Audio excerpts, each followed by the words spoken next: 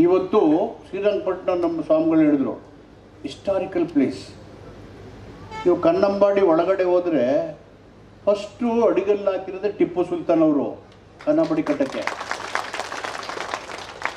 ಏನೋ ಗುರುಗಳೇ ನೋಡಿದಿರ ನೀವು ಕುಮಾರು ನೋಡಿದಿರಲ್ಲ, ಫಸ್ಟ್ ಹಾಕೋರು ಧೈರ್ಯನೇ ಇಲ್ಲ ಹೇಳಕ್ಕೆ ಅದನ್ನ.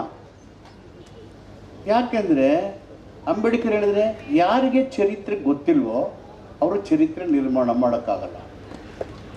ಈ ಕಡೆ ಟಿಪ್ಪು ಅವ್ರಿಗೆ ಮಸೀದಿ ಇತ್ತು, ಆ ಕಡೆ ಶ್ರೀರಂಗಪಟ್ಟಣ ದೇವಸ್ಥಾನ ಇದೆ.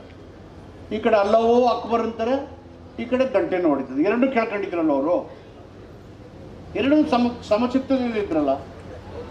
ಅವ್ರು ಮಾಡಿದ್ದೇನು, ದೇವದಾಸಿ ಪದ್ಧತಿಯನ್ನು ರದ್ದು ಮಾಡಿದ್ರು. ದೇವದಾಸಿ ಪದ್ಧತಿಗೆ ದೂಕೋದು ಯಾರನ್ನ? ಯಾವ ಶೋಷಿತ ಸಮುದಾಯದ ಮಹಿಳೆಯರು ಆರ್ಥಿಕ, ಶೈಕ್ಷಣಿಕ, ಔದ್ಯೋಗಿಕ ಅವಕಾಶಗಳಲ್ಲಿ ವಂಚಿತರಾಗಿದ್ದಾರೆ, ಬದುಕಿಗೆ ಒದ್ದಾಡ್ತಾ ಇದ್ದಾರೆ. ಆ ಕಾಲದಲ್ಲೇ ಟಿಪ್ಪು ಸುಲ್ತಾನ್ ರದ್ದು ಮಾಡಿದ್ರು ದೇವದಾಸಿ ಪದ್ಧತಿಯನ್ನು. ಲ್ಯಾಂಡ್ ರಿಫಾರ್ಮ್ಸ್ ಆ್ಯಕ್ಟ್ ತಂದಿದ್ರು.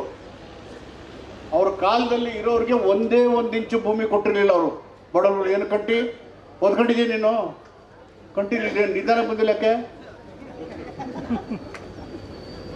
ಒಂದೇ ಒಂದು ಇಂಚು ಭೂಮಿನ ಉಳ್ಳವರು ಕೊಡ್ತಿರ್ಲಿಲ್ಲ ಅವರು.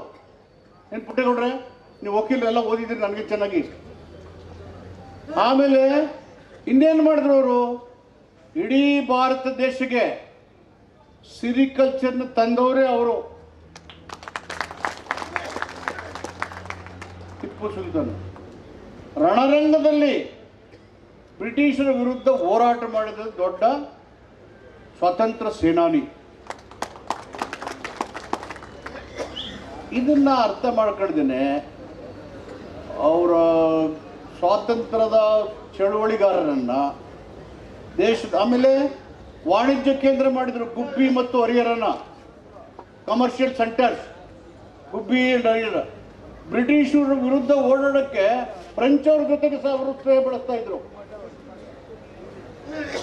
ಆ ಥರದ ವ್ಯಕ್ತಿತ್ವ ಇದ್ದಂಥ ಊರು.